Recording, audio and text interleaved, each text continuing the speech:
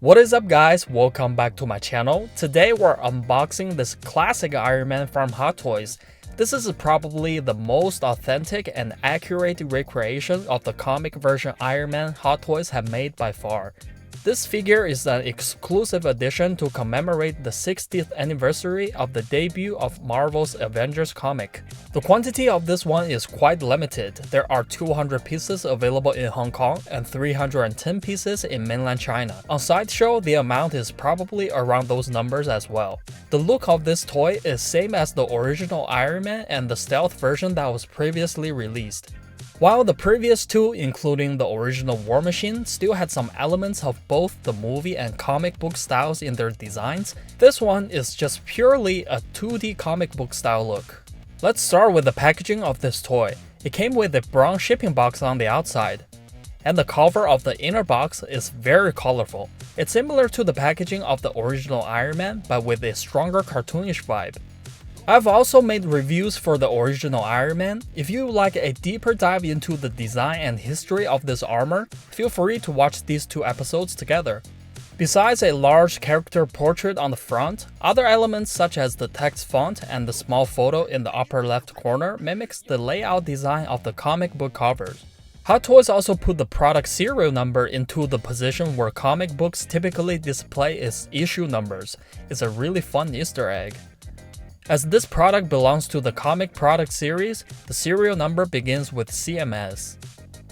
The inner box is divided into two layers. The upper layer contains the figure, the head sculpt, and the accessories.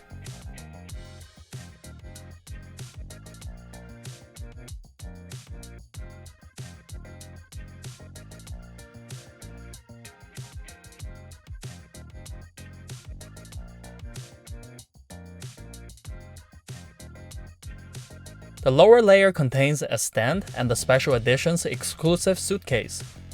In terms of the appearance, besides the cartoonish red and yellow color, another significant change is the removal of the transparent armors that all three previous figures had. Instead, they have been replaced with solid color armors. In terms of the paint finish, Hot Toys did not stick with the metallic looking finish.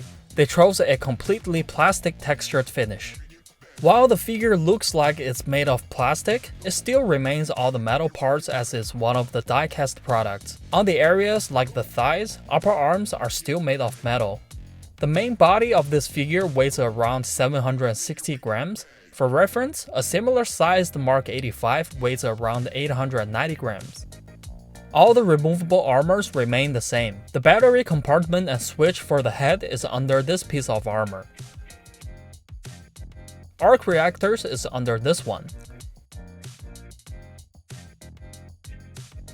And for the headlights, it's under this one. The mask and head armor have a set of replaceable accessories. Both parts are magnetic. The chest armor can be detached too. Inside is a bluish color. Other parts like the forearms, lower legs, and the circular armor on the hips are no longer transparent, but still they are undetachable. The spoilers on the back and these armors around the waist have articulations as well. Same as the previous ones, when moving the lower legs, the armor on the thighs will have a linked reaction.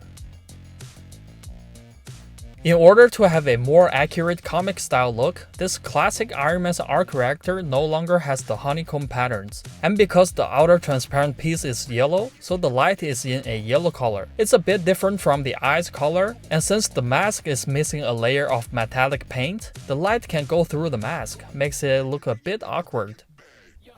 The articulation remains the same. The arms can lift up to 90 degrees. The forearms can bend approximately 120 degrees. Both arms can rotate 360 degrees. The shoulders have joints can be pulled out, and at the same time, they can be brought inward by about 30 degrees. The waist has a stretching joint. After extending it, it allows for a forward movement of about 30 degrees. And you can rotate the upper body 360 degrees. The thighs have stretching joints too. They can achieve about 20 degrees of rotation, approximately 70 degrees of side kicking. The knees can bend about 120 degrees. The ankles have a good range of motion when tilting downward. However, lifting and tilting to the sides is a bit limited. The front of the feet features an independent joint that can achieve about 40 degrees of upward movement. In addition to the 3 standard hand shapes, which include fisted hands, firing hands, and articulated hands, there's a new accessory this time, the comic book version of Tony Stark Headsculpt. The Headsculpt features a typical American comic book style, with the appearance inspired by Tony's stereotypical comic book look.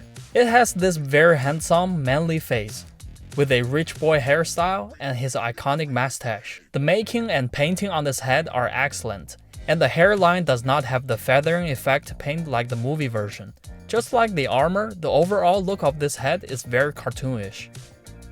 Like the Mark 85's head sculpt, this head is connected with neck as well, with no joint in between.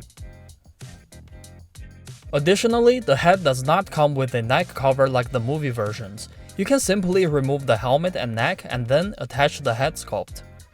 When compared with the movie versions, the contrast between the two styles is very interesting. The head can also be paired with the original War Machine and it looks very nice too. However, I think the style of this head sculpt suits the classic armor the best among all the original armors. Another new accessory is the firing hand with beam effect. The effect part cannot be removed, and the hand itself is same as this one. The beam effect is divided into 3 layers, the outer 2 layers and the inner layer. The accessory is made of plastic, the entire thing is made in yellow. The black and white lines on the surface are additional paintwork. The overall appearance of the beam effect also has a strong 2-dimensional look. I like this accessory very much. Another very interesting accessory we get this time is the pair of roller skates that can be attached to the bottom of the feet. In the comics, Iron Man's gears are not always that cool, and roller skates have actually made appearances in the comic storylines for several times.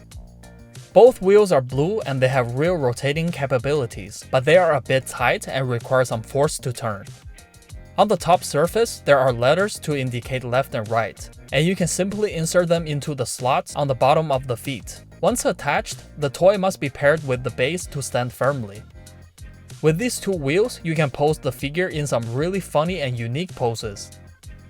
The suitcase only comes with the special edition, but it had already appeared in the previous original version. The only difference is the color, with the outer layer being a light purple color and the inside featuring a combination of deep blue and light blue. The accessory is quite well made, and when you open the suitcase, there are 2 inner layers that can be opened to the left and right. The overall look is still very cartoonish.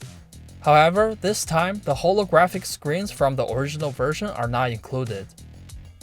You can make the figure hold it in hand or put some armors in it. The last accessory is the base. The bottom of it is same as the one from the diecast Mark 1. And the front features a comic version Iron Man logo. The stand is a clip and a shapeable tube. The new thing is this background. It's entirely black and features many perforations on the surface.